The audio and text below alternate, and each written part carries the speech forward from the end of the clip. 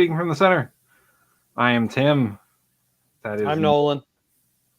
and this is our first. I mean, I don't want to jinx it, but we started on time. And there's no technical glitches. This is a good sign. I hope. Uh, Yeah. so Nolan, how was your week gone? Uh, I got COVID. You got the covids, the I Rona? caught the COVID. How did you fare? Obviously, you're alive. Yes. Well, I got all my jabs, so Oh, okay. You even got that booster shot. no, I didn't. But Huh. I got the Lur variant from Omicron Persei 9. Um, And obviously, you didn't have the Johnson & Johnson vaccine that I got.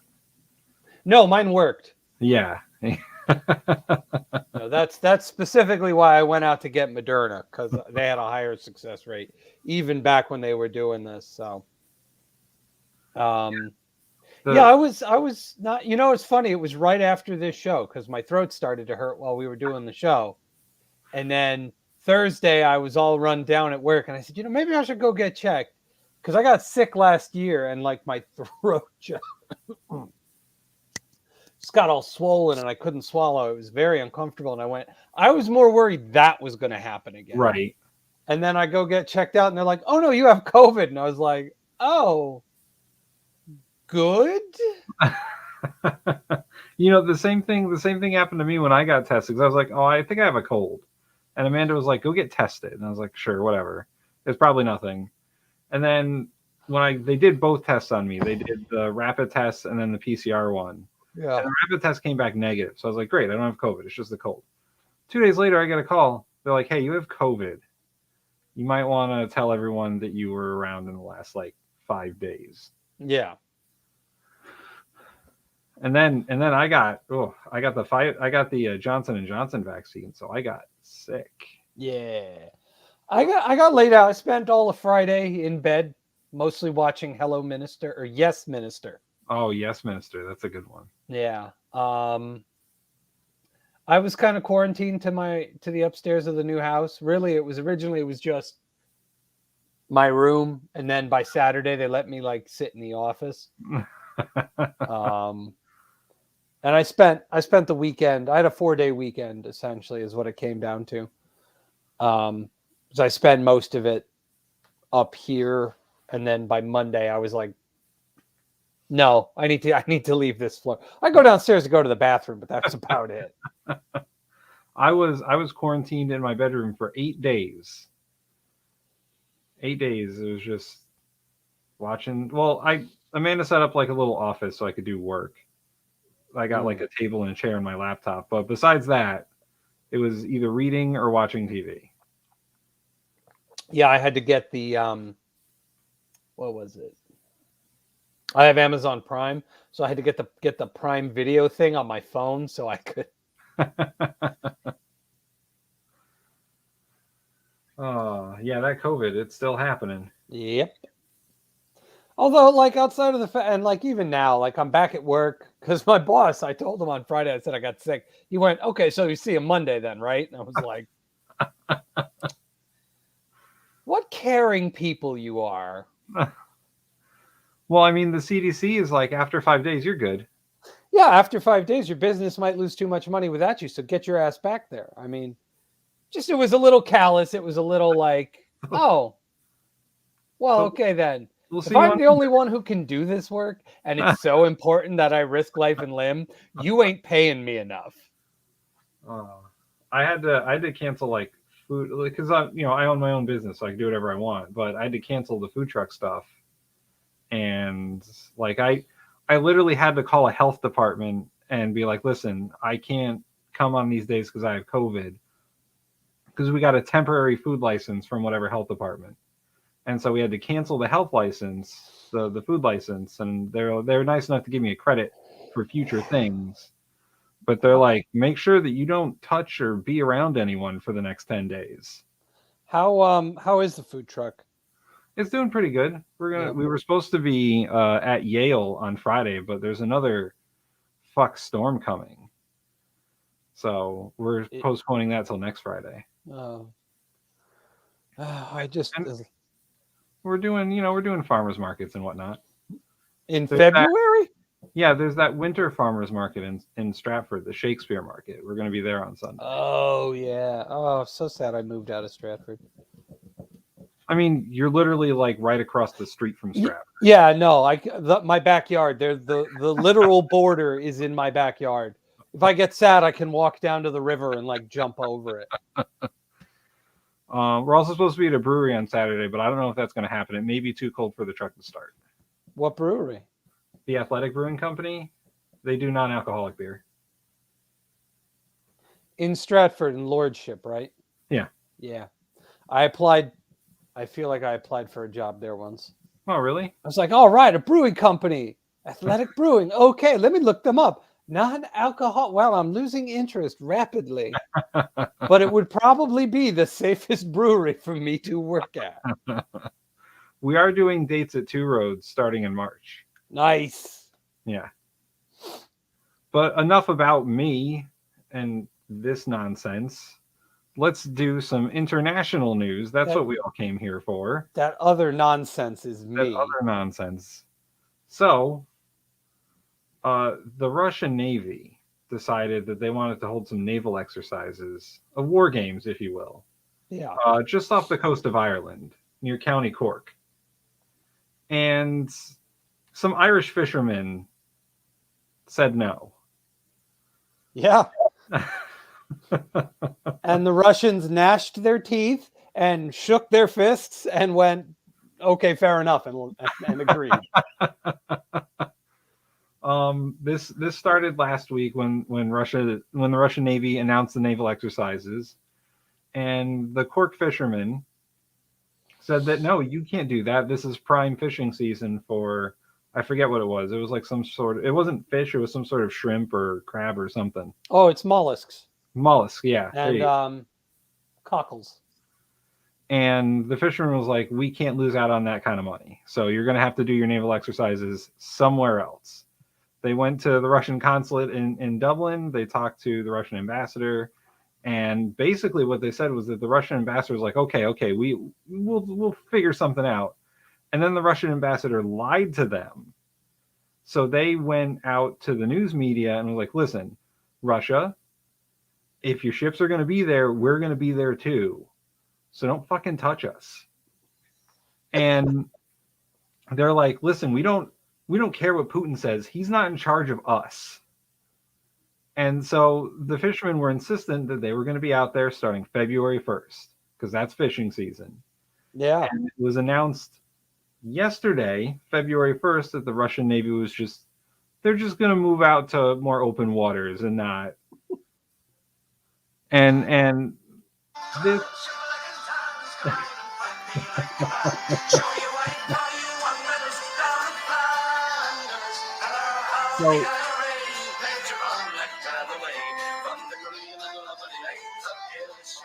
So the American media and the Irish media are celebrating this as a win for these Irish fishermen. They get to go out and fish, and they've thwarted the Russian Navy. The British are like, listen, this isn't a big deal. This is blown way out of proportion. We talked to the Russian foreign minister, and he said that they were never going to do these exercises that close to Cork. Right, even though they said they were going to do those exercises within Ireland's territorial waters. And they're doing it specifically to try to intimidate the major NATO allies, which Ireland, I don't believe, isn't part of. Right. So they were like, oh, well, we'll just go right in your backyard, NATO. Send your troops to the Ukrainian border. Our Navy will be over here. And the Irish went, excuse me. It'd be a real shame if your ships got in the way of our fishing, wouldn't it? Hate for something bad to happen, wouldn't you? And the Russians sat there and went, no, I don't think this is a gamble we can afford to take. You got to assume that this commands the Russian Navy to go back out. This came from pretty high up, like an admiral or something. Somebody in the Russian high command must have gone like, no. We're not risking this. This is a bad idea. Well, what if we hit one of their ships? then they'll come back for us. Well, they're not going to sink our Navy. Not in the ocean. Like, But we got to go to port at some point. they're just fishermen. Yeah, they're fishermen now. What were they doing 20 years ago? And Cork is Republican territory, man, through and through. That's like the heartland of it. Some Russian admiral was sitting there. He went to go like leave and start his car one day, lit a cigarette, and some guy came over with the lighter. Click, hello there, Admiral. Sure, it would be a shame if something happened to you, wouldn't it? Okay. Let's not act crazy here. When the ocean's big. Put his key in the ignition. Boom. Yeah. You know. Oh, that's hilarious. Yeah, big scary Russia. Literally back down. Yeah. And of course the Brits are like, oh, this isn't that big a deal. Yeah, because their Navy, the non-existent Irish Navy, scared the Russians further out to sea. And you guys are there in the UK pissing yourselves over the thought of war with these people. Where Irish fishermen just stood down the Russian Navy. Not that that's a big accomplishment. The Russian Navy has always been a fucking joke. You ever heard it? The last time Russia like sailed out into the Atlantic to do battle was like when they were sailing to Japan. Right. And they got scared and shot at like their own ships because they thought they were the Japanese. They were in the North Sea and they were like, oh my God, it's the Japanese. And they shot up one of their own ships. Like, so they've never been particularly strong in the water. And they must have just known, no, those guys are on an island. Yeah. The Russian Navy was like, you guys better like not come close to us. We're going to be firing missiles and stuff. And the Irish fishermen were like, okay, but your boats better not touch our boats. Like they were like, just stay away from us. Adhere to the non-collision treaties that we have, and you'll be fine. The whole time the Russians have got to be sitting there going, I mean, we have warships. They have fishing boats, and they're telling us to watch our asses. No, they got something. They're bluffing, but they got something. What was the old phrase from the Cold War? They were chess players, but we were poker players. And yeah, Russians are doing chess. Well, we move our bishop here, and we'll move our queen here. Wait. Why is this band of fishermen not backing down? No. It's a trap. Move the pieces away. And originally, so the Irish government wasn't super on board with this originally. They were talking to the fishermen. They're like, listen, don't cause trouble with Russia. We've already got enough shit going on. And then it turns out that this guy Murphy, who is the head of the Irish fishermen, he owns the company. Yeah. Is best friends with the Irish foreign minister. Yeah, well, of course. They're probably from the same hometown. It's not that big of a country. So then the Irish foreign minister was like, yeah, these Russian naval exercises aren't welcome. The Irish government doesn't want any of this. Stay away from there. So they totally back the fishermen. Oh. And Murphy was like, yeah, we do, I do business with the Irish foreign minister all the time. Like, we're best friends. So yeah, he totally helped us out. Yeah, of course he did. It's ridiculous. And then the Russian foreign minister was like, "Oh, we were never gonna hurt anyone. We were never really gonna do it. They're making a bigger deal out of this. Yeah, you just stepped in it, Russia. You're trying to show strength and be all, oh, we're tough. We're going to invade the Ukraine and we're going to have naval exercises right in England's backyard. No, you're not. No, we're not. Wait, what? So, score one for the de facto Irish Navy, I guess. It's more the Irish Navy than the actual Irish Navy. I was talking to one of my friends from England and I told him about it and he's like, yeah, no, you don't want to fuck with the Irish like that. Like, the Russians were fucking playing with fire when they were doing that. Yeah, go ahead. Earn yourself the ire and indemnity of people who've been holding a grudge against England for the last 500 years. Yeah.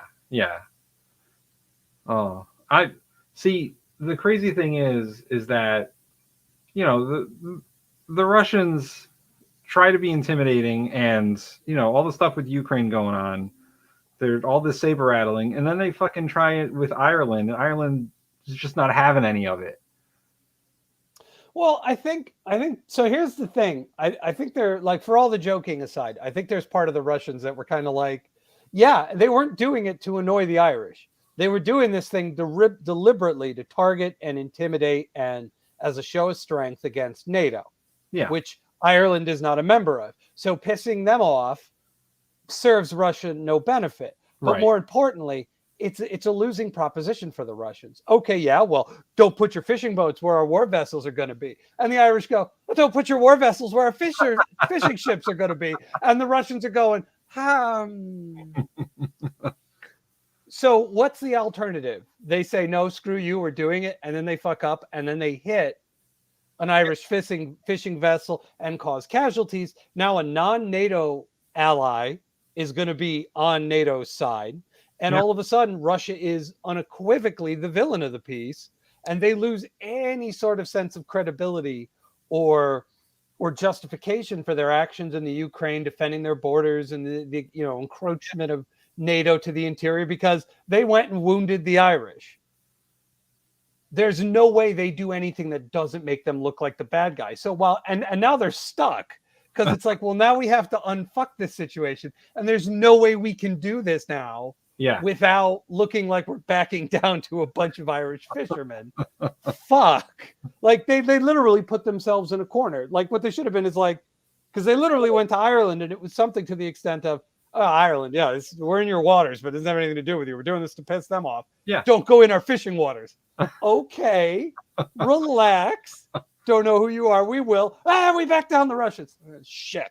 I mean, that's literally what it is, because like you said, if they hurt any of these Irish fishermen, then it would just be an international incident. The whole world will turn on them on a dime. They might be able to kind of bully their way when it comes to the Ukraine and what's going on in the eastern part of the Ukraine and the Donbass region, because it's seen as their sphere of influence. That's over there. That's in far Eastern Europe, Russian hinterland. But all of a sudden, you kill a bunch of Irish fishermen off the coast within Ireland's territorial waters. You're the bad guy. You're automatically bad guy, and the whole world will easily rally against them. And then it's not just the Americans in Europe doing, economic sanctions against Russia. Most of the world, they'd be able to get something through the UN on sheer sympathy alone. Yeah. Not in the Security Council, because Russia has a veto in the Security Council, but anywhere else in the UN or NATO. Yeah, and essentially so they really stepped in it by trying to do that. The smarter thing would have been to never try to claim you were doing exercises in Ireland's territorial waters. But they wanted to get as close to England as possible and really rattle them. Yeah, they wanted to scare the shit out of the British, and they didn't realize that the Irish weren't going to take any of that. Yeah, that was the problem. They didn't coordinate beforehand with the Irish to be like, hey, because if they had come to them and been like, hey, buddy, you're not a NATO ally, and we really like that about you. And you don't like the English, and we really like that about you too. How about we let us do this? Where can we do exercises near your country to freak them out? That's not what they did. In typical Russian, sort of bureaucratic fashion, they went, what is close? This is close. We will do it here. Not realizing. Just, they just picked the wrong spot. That was it. Anywhere else. Yeah. They probably would have been, okay, whatever. Yeah. They just didn't pick the right spot. And then again, the Irish have nothing but to win. If the Russians don't back down, then the Russians are hurting us economically. They're doing this and this. It generates a lot of bad PR. I think in PR terms, what Russia just did was what's called an unforced error. For sure. That is what this whole Irish mess is for them. And now these Irish fishermen are Irish folk heroes forever, because they thwarted the Russian Navy. Group of Irish fishermen stares down the Irish Navy, and the Russians blink and go, nope. Songs will be sung about them. Oh, without a doubt. Without a doubt. They will have songs. Speaking of Russia, Putin responded to the letter that we sent him. Us, not us, but NATO. Did we write Putin a letter? Yes. I said, dear President Putin, we would very much like for you to come on our show. Dear Vlad. Dear Vlad. Cut your shit. Sincerely, speaking from the center. Dear Vlad, enough is enough. I would very much like you to not start World War III. Sincerely, speaking from the center. Consider supporting us on Patreon. Like and subscribe. No, NATO sent him a diplomatic letter saying that, listen, this is what we're willing to do for you. Please respond. And what they're willing to do is not give him Ukraine. And maybe we'll hold off on the Ukraine membership for a little bit. Vladimir Putin responded by saying that you didn't appease any of the things that I wanted, so I'm not going to stop. That's good, because we shouldn't appease anything that bastard wants. Yeah. His three demands that he wants is, one, Ukraine, or at least most of it, the part that he needs. Two, whatever's left of Ukraine can't be a part of NATO, and there should be no expansion of NATO eastward. Yep. And three, that NATO should return to the 1997 borders. Yeah, they want us out of Eastern Europe. Yeah. So the whole Eastern Bloc, he wants us to check them from NATO. Yeah. And we can't, in good faith, do any of those things. So in response to that, the U.S. has finally authorized troop deployments to Eastern Europe. Fun times. Yeah. Clocks. What is that thing? The clock getting closer to midnight? Oh, yeah. The doomsday clock. Yep. I don't know. I have a feeling that this is a very, like, if the Russians or the West escalates this, I feel like we're going to be for a very rude awakening when China yanks the choke collar. Like, I just think it's something that the rest of the world isn't prepared for, but the Chinese are going to like flex that soft power into some very real hard power and make us all kind of go, ugh. Yeah. So you're going to feel something from China. China's going to go to Russia and be like, why are you fucking this up for us? China's going to go to Russia and say, hey, we can hack the Pentagon and do all this stuff to the U.S. cyberly. If we can do it to them, we can do it to you tenfold. Like, if we've got Chinese hackers that can take down American like cybersecurity and fuck with their infrastructure and their power grid, we could devastate your country, Russia. So stop it, or I swear to God. Yeah, and China will be like, oh, all that oil that we needed from you, we can get that from somewhere else. Yeah. Yeah, talk about soft power. I read an article this week about how the Chinese have opened language schools in northern Iraq. I heard about that. Yeah. After years of military presence and a complete shit show that was the Iraq War, the Chinese are now there going, we'll give you money to help you rebuild. Here, let's teach you Chinese so we can communicate better. I cannot think of a more damning indictment of the complete failure of the Bush administration's foreign policy in the Middle East than the fact that the Chinese now have a financial stake in northern Iraq. And soon they're going to be like, hey, that blown up oil field over there, why don't we just fix that for you and we'll take a little bit for ourselves. You guys can have the rest. It's amazing. What we were doing in the 90s and the 2000s with tanks and jet planes, the Chinese are doing with a checkbook in 2022. The other thing I heard about the Russia-Ukraine standoff is that the Ukrainian people are kind of okay. They don't mind so much. And the Ukrainian president, forget his name, Zelensky, I think, he said America is blowing this way out of proportion, and he's going and that our escalation of tension with the media is going to cause Russia to do something. So shut the fuck up. I mean, that's all well and good, but this isn't us. I mean, we're not the reason Putin has 100,000 troops on the border. of the Ukraine. We're not doing that. That's Putin. It Zelensky is a wonderful person. He's a popular television show actor and comedian. yeah. I'm not kidding. He is Ukraine's first Jewish president, and he got famous from a TV show in where a history teacher goes on a rant about government corruption, and the video is recorded, goes viral, and he gets elected president. Well, there you go. And that was his big claim to fame TV show, which then also, as life imitates art, went viral and got him elected president. The character setup that he does in his popular show in the Ukraine is literally how he got into the office of president in the Ukraine. I'm not kidding. That is all he has. Well, It's the grand equivalent of like, I don't know. I don't think I could name a current actor, but it'd be like if Ted Danson did a show like his show Hello Mayor that he had that lasted a season. Like imagine if that took off and then he used his success from that and propelled himself into the White House. Or if someone had a popular reality TV show where he pretended to be the boss of people and then ran for president. Yeah. Yeah.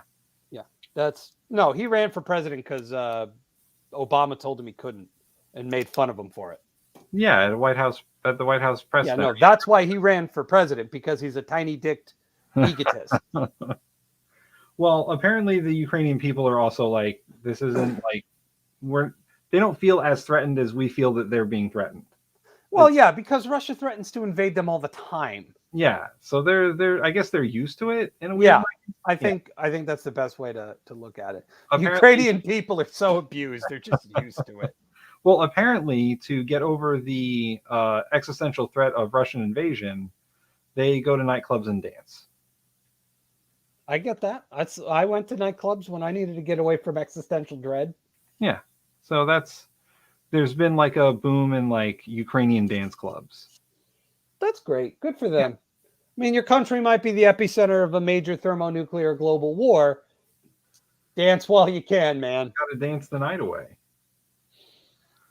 We could all learn something from the Ukrainian citizens. Sometimes you just got to dance the night away. Yeah. When things are looking bleak, go dancing. I also heard that one new development on the Russian side is that they've stockpiled blood along their military lines, and that's apparently a sign of stuff happening. No, I mean they're getting ready, and they're going to try to blame it on us when it happens, but like it's literally we've hit the line in the sand. The Russians don't feel as though they can go back any further, and honestly, with how far the Ukraine juts into Russian territory, they really are with their backs against the wall at this point. Yeah. And we can't allow Putin to be a dictator who bosses around smaller nations and threatens war to get what he wants. That is the opposite of NATO's reason for existing. That is the opposite for the existence of the UN. Although, we kind of did a really good job of gutting the UN's purpose with our whole Iraq invasion. So that, whatever. It's just America being America. Yeah. Well, I think that's it for international news. Let's move on to other stuff. And not cough into the microphone. Yeah, I'm not, no. I mean, that work. It's better. Stop dying. Yeah, I'm working on it. So last week we discussed Supreme Court Justice Stephen Breyer announcing his retirement in June.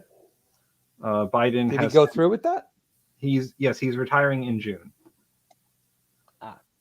Biden has announced that he will create a short list by the end of February, and he's promised that it will be a black woman. The right, especially Ted Cruz, thinks that is racism. And Nolan's face is what everyone else thinks. Apparently, by saying that it will only be a black woman, that is racist. And because black women only make up a small percentage of the country's population, that Joe Biden is forgetting about the rest of America, even though how many justices are white men? Most of them. I'm sure that the white male demographic is well represented on the thing. Yeah. But there are no. I mean, so the Republicans were going to block anybody. Oh, for sure. And they just don't like the fact that their racism and blatant obstructionism is going to be so obvious this time around. So they're trying to make it about something else. But on the other hand, if Biden had just kept his goddamn mouth shut and just picked someone without telling everybody what he was going to do, like, well, no offense there, Tickle Me Biden, but Jesus Christ. Well, apparently this was a campaign promise from Biden when he went in 2020. Well, but why? Why? Just do that. Don't tell people you're going to do it. Just do it.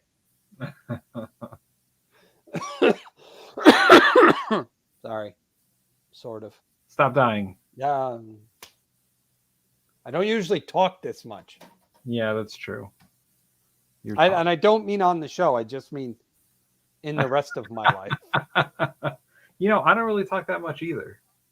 It's just the show. Yeah. So yeah, I mean, you know, the Zodiac Killer said that he'll be against it.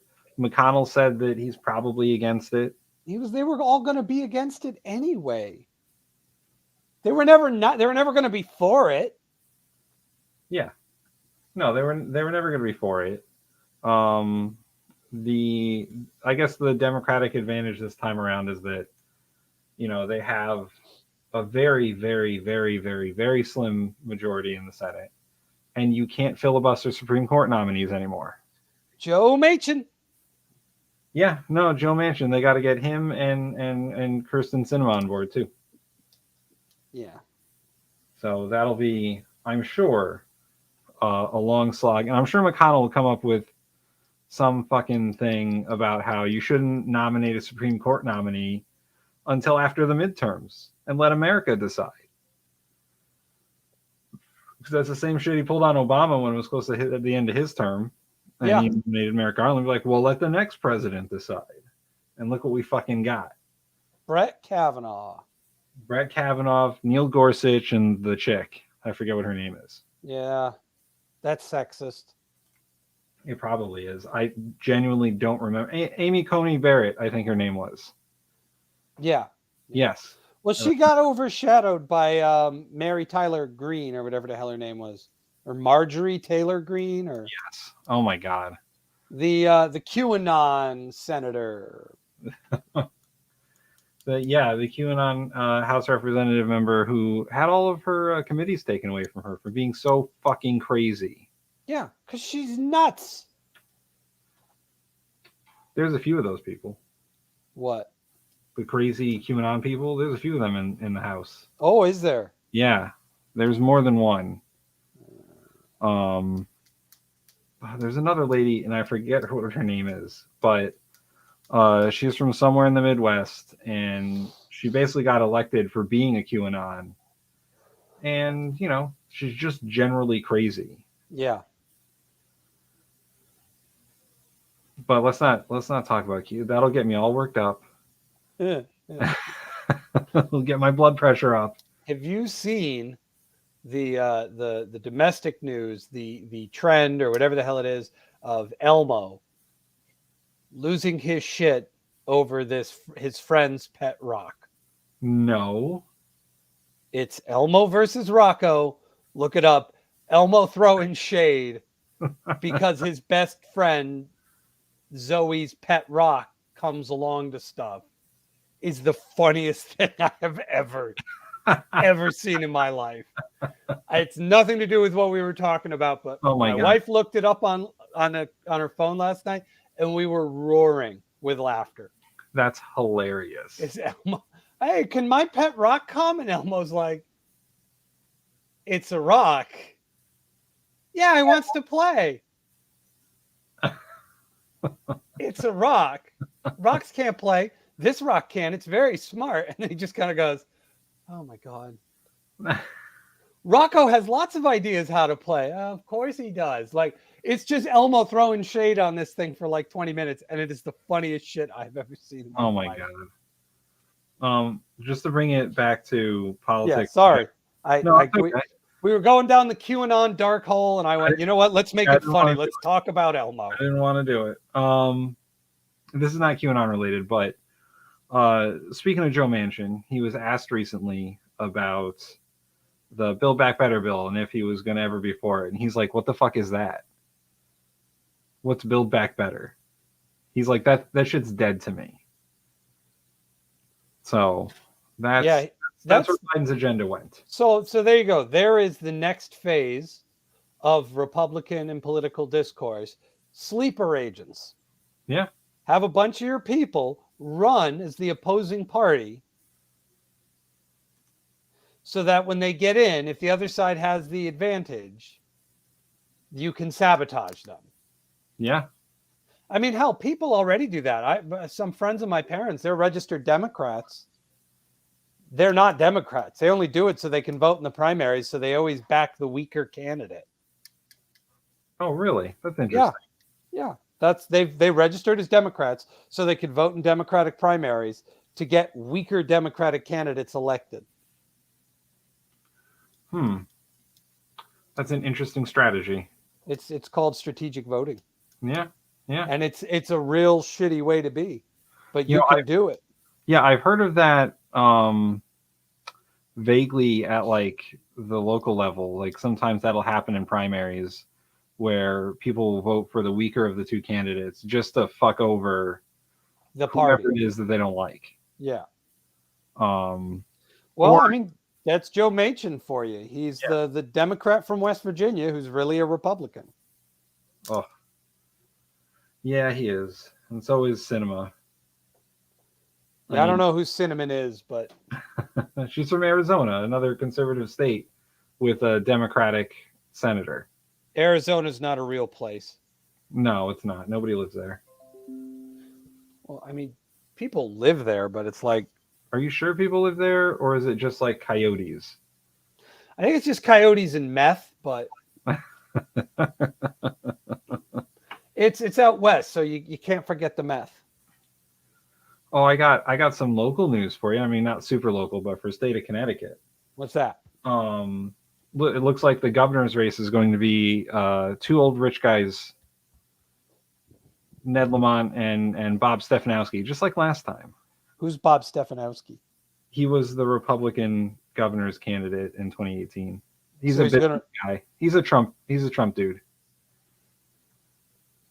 But they both have millions and millions of dollars, and they're just going to throw money at each other until somebody wins. I mean, what could be more Connecticut than that? That's what I'm thinking. Like they're both calling each other out of touch because they're both rich. So that's going to be. I mean, if you're going to be rich in politics, Connecticut's kind of the state you have to do it in. Like you can't sit there and go, "You're rich. You're out of touch with this state. This state contains Greenwich."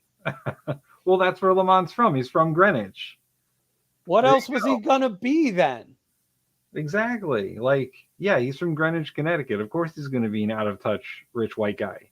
Yeah, but if the whole state's made out of predominantly out-of-state rich white people, then are you really out of touch? Or are you an accurate representation of your demographic? I mean, rich white people is Fairfield County. Like, once you get outside the New York metropolitan area, you get a lot of... I'm sorry, what state do we live in? Connecticut. Yeah, right. Eastern so once not full of rich people. Yes, it is. People at all. Well, that's true. There's nobody there. But like Fairfield County and New Haven County have all the people. That's true. Everything else is just deer and rich white people in the woods. Until you get to Hartford. And Hartford's a shithole. Yeah, Hartford's pretty bad. You can't do much with Hartford. But so there you go. So being like a rich white person, or let's be honest, rich by comparison to the rest of the country. Yeah, that's true. Yeah, that's like 90% of the state. So when we live in the ass end of it. yes, I mean you live in a wealthier town than I do now. I live in Shelton. Yeah, Shelton's a wealthy town. Drive around Shelton for a little bit. I do. Go up in the Huntington area. Oh, well, yeah, okay. Yeah, that's not the part of Shelton I live in. I know that's not the part of Shelton you live in, but you live in like the poor end of Shelton. The rest of Shelton, minus downtown, is rich. That's probably true. Like if you take out where you live and Howe Avenue in Shelton, the rest of Shelton, that's why the taxes are so low.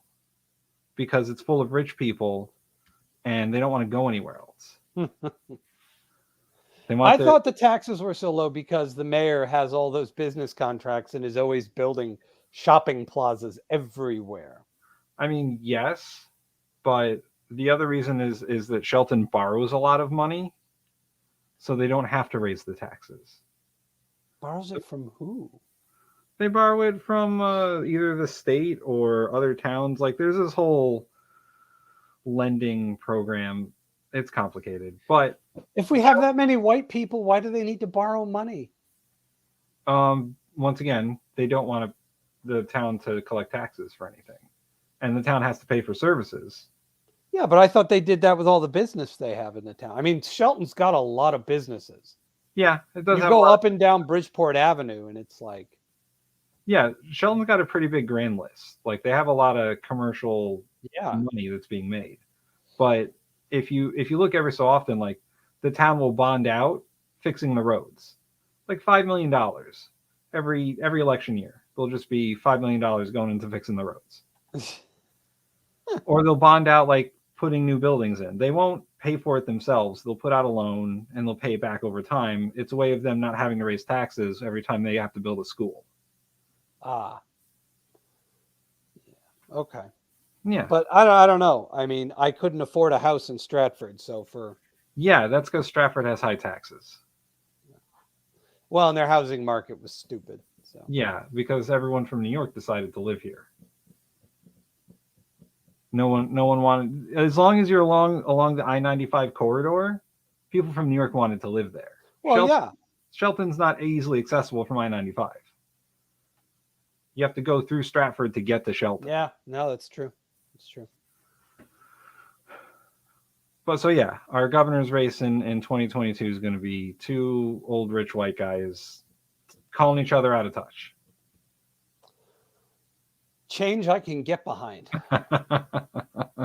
And Stefanowski almost won last time. He lost by 40,000 votes. It's not I got to go out and vote for Lamont. Yeah, I know. That's what I said. Lamont's not. He's the most popular Democratic governor, but he's not great. No, he's not. Like it's like he's popular, but he's popular in every other state. Right, exactly. All the other people look at him and go, "Wow, he's great," and we're in here going, "No, yeah, he's not that great." He ran for Senate a while ago, won the primary, and then fucked off for 6 weeks, and then lost to Lieberman. Do you remember that? It was he lost to Lieberman because Lieberman ran as an independent and he's an asshole. Well, also Lamont went on vacation after he won the primary for 2 weeks. So he lost because he was like, "Oh, I won the primary. I'm good now." Is he dead? Lieberman? I have no idea. I know he retired from politics. I think... he's one of those people that you can't really tell. Let's see what Wikipedia says. While we're here. Still alive. Nope, not dead. Still alive. Alive. He is ancient. There, but for the grace of God go I, friend. And he was part of the whole John McCain, Joe Biden circle. He was besties with McCain, and McCain was besties with Biden. They were all friends together in the Senate.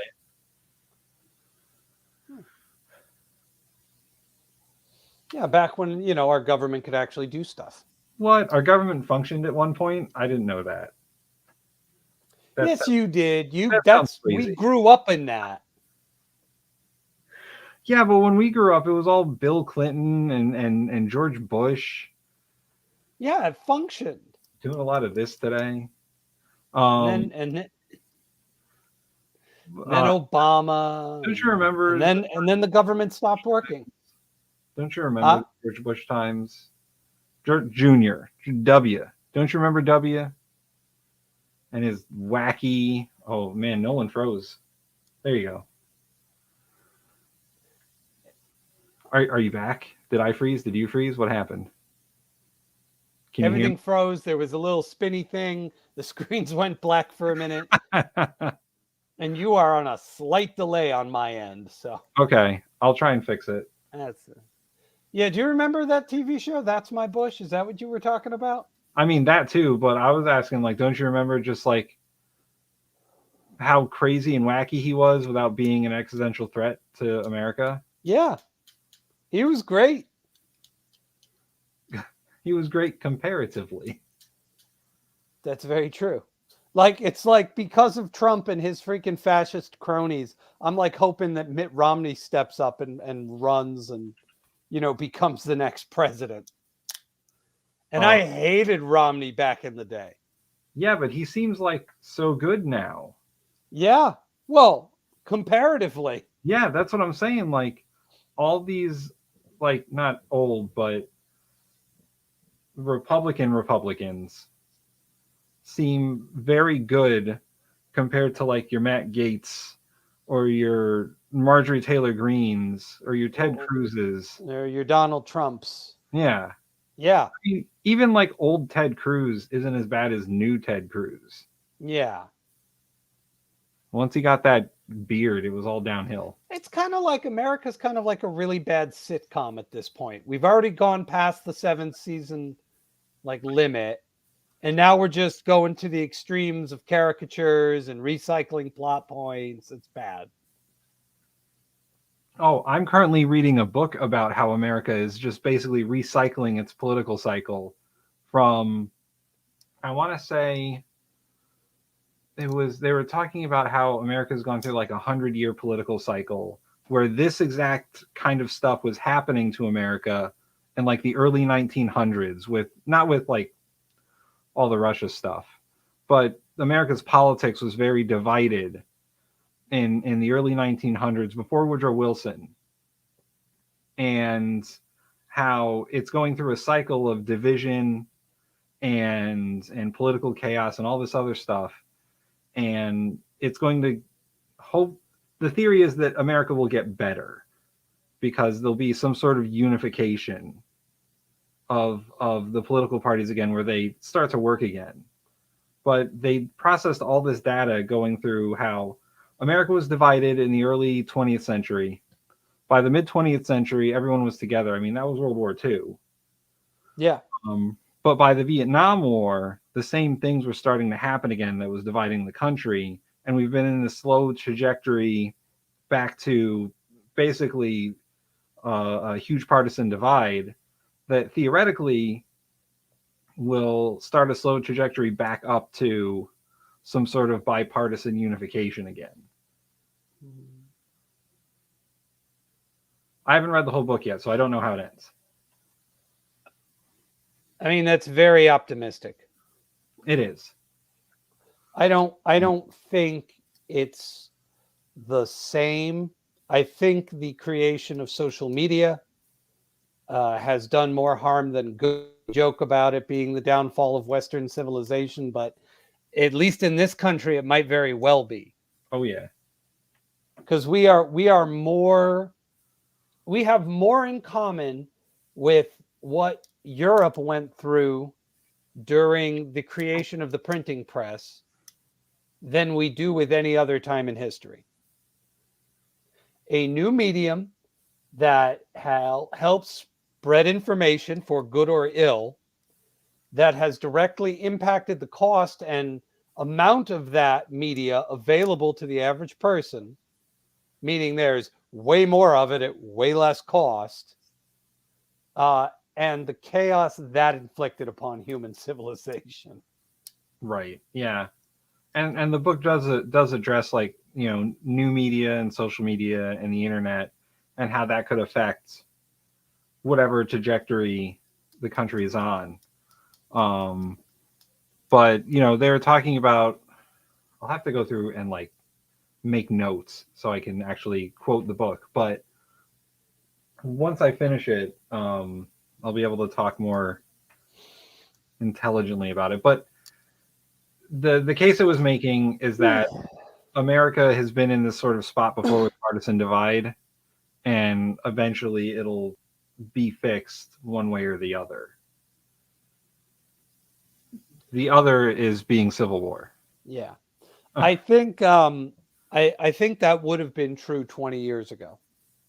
Yeah. I think the new media throws that entire model out the window, as we have never had to deal with that sort of level of up-to-date, massive, everybody's got a supercomputer in their pocket kind of thing, where some schmuck out of nowhere can make a video and all of a sudden 500,000 people see it and go, yeah, that guy's absolutely right. Man, without realizing that, no, that person has the galloping loonies. See, I wish that was us. I wish 500,000 people would watch our videos and go, you know what? Those guys are right. Yeah, but nobody does, Tim. And that kind of tells you everything you need to know. But yeah, you're right. The smartphones and the Facebooks and the Twitters have really disrupted, I don't know, socialization, political socialization, because you can get whatever information you want. People don't get people get the facts that they want. Yeah, their views already. It's an echo chamber mentality where everyone just looks for agreement with their ideology. Yeah, because you can't admit to being wrong. It's something that the brain is hardwired to not like to begin with. And now we've reached that at the political level where compromise is necessary. It's like, no, I don't ever want to or have to admit to being wrong. Yeah, and I think the most disturbing thing is we saw up close and personal during the Trump administration just how far gone we are down that, because the unsettling truth of that is that's way more of what the average American is like than we care to admit. Right. Yeah. Yeah. And because under Obama, everyone's like, oh, we elected Obama president. Everything's cool now. He wasn't the greatest president, but he was still pretty good. And then Trump got elected, and you found out what half of America thought. Yeah. Just how stupid, ignorant, angry, and scared half of this country is. Yeah.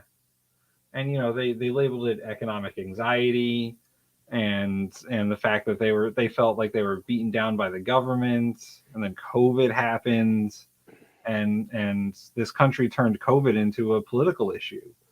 Yeah. When it shouldn't have been. No. Should have been wait. Yeah, this country turned it into that because the dickhead at the top turned it into that. Yeah. Because he is as smart as your average American. Yeah.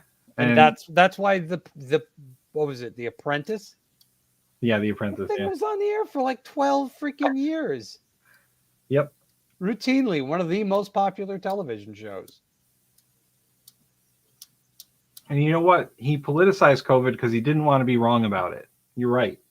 Yeah. Because in the beginning, he was like, there's only like one case. It'll soon go away. And then it got worse and worse and worse. He's like, it'll go away. Don't worry. Everything will be fine. And then it got worse and worse. And he found out that he was going to be wrong. So he made it all about politics. Yeah. Because what people like him and others do is they make up for their lack of knowledge with aggressive bullying and talking condescendingly. You don't have to know anything if you can just bully your way through something. Yeah. And that's what he does. He's an idiot. He doesn't know shit. He's like most Americans, dumb as dirt and half as likable.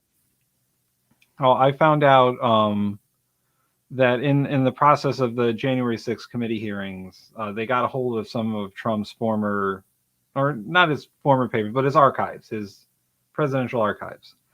And they found out that after he had been given something to review or a briefing or just a memo piece of paper, he would just tear it up. He would just either tear it in half or tear it into bits, throw it. And he was told specifically not to do that because everything that he received was supposed to be held in the archives when he was no longer president. So there were a group of people in the White House whose job it was to tape back together those papers and save them. Yeah. But he just has a habit of just tearing shit up when he's done with it and throwing it away. Yeah, of course. He's done with it. Who else could need it? Yeah. Even after he's been told by his staff to not do that because it all has to be saved. Well, no, see, that's the problem. They told him not to do it. Well, yeah, then he had to do it more. Then he had to do it to prove a point. But he's crazy. And we have to go to war with the Russians. Oh, God. Yep. Or I mean, at least we gotta, have a standoff with the Russians in on the Ukraine border, create some sort of neutral zone. And the Romulans have to stay on their side of the neutral zone. It's gonna be like Vietnam all over again, or Korea. That's what it was. Korea. It's gonna be like Korea all over again. There's just gonna be troops stationed on the Ukrainian border all the time. Yeah. Until we figure something out with Russia where they can be happy and we can be happy. You know how I think Russia would be happy? They had another Bolshevik revolution. Yeah, you think so? Well, let's see. In 2017, the church, the Russian Orthodox Church, co-sponsored a bill with a number of lawmakers that decriminalized domestic violence against women. I remember this. Yeah, I'd say they need another Bolshevik revolution big time. Yeah. But I mean, are there Bolsheviks to revolt? I mean, Russia keeps doing this shit, and there will be. Remember, Russia went a long time with no Bolsheviks, and then all of a sudden they were everywhere. They can spring up when they need to. And if they keep squeezing the lowest part of their society... I mean, do you think the Chinese would influence that then? If Russia gets a little too hot for what China's comfortable with? Would they start, I don't know. China's more about, China's very much still a communist state, but they're very much about being pragmatic about it. So if there was a nascent Bolshevik uprising in Russia, would the Chinese back it? Probably, depending on how successful it looked like it was going to be. I'm just thinking that the Chinese might, throw some money that way. Oh yeah, absolutely. I think if Russia gets too spicy, their next thing is to just, like I said, be like, we can very quietly, with our cyber warfare division, shut your country down. Oh, that oil infrastructure you have? Yeah, now your pipelines are shut down. By the way, if you try to launch nukes, they'll blow up in the silos. We can see to that. I mean, most of it's Soviet technology, right? So... I know. Like, the Russians are like, we have the largest nuclear arsenal. It's like, you need it because half of it's Soviet-era garbage. Just as likely to blow up in transit as it is to actually hit its target. or it just malfunctions when they press the button. It just, it just is one of the things where it just goes, bleh. Beep. Yeah. Well, let's try another one. Keep pushing buttons. Some of these are going to go off. Oh, I think this one's gonna do it. Nope. Didn't even leave the pad. Yeah. Like that video of the Iranians firing the missiles, and then one of them didn't go off, so the troops came over and picked it up and threw it to make it look like it went off. Can you imagine a bunch of Russian soldiers pick one of the missiles off of one of the missile trucks and just hucks it? Yeah. Is that a trebuchet I see out there? Holy shit. See the Russian military wheeling up some trebuchets to the border. That's a bad sign for the Russians. They're like, we've got 100,000 troops and frontline tanks. What you don't see are all the donkeys and mules bringing up all the supplies behind them. Is that a ballista? What are they doing? Because that's it. They've got this 100,000 crack elite troop army, and then nothing but shit behind it. And they got some conscripted Russian citizens that they outfitted with muskets. Yeah. Guys digging trenches and old T-34s going into battle. And they found some old Soviet storage lockers. Yeah. Oh man. Now the best would be if they brought up that Russian cavalry division. Yeah, the one they use for the parades just comes Yeah. charging in over the border. I could kind of see them doing that, and a bunch of people going like, "Do we shoot it?" I almost feel bad. No, I don't no. want to kill the horses. Don't you remember the Russians in World War II? They're used to it. Yeah, that's true. No, we wouldn't. The West wouldn't shoot, but the Ukrainians would be like, "No, no, no, no, no! I've seen this trick before." Those fuckers are crazy. We gotta get them. Get them before the horses get near anything. Oh, yeah. Yeah. Well, we're at the hour. All right. I'm gonna plug the stuff.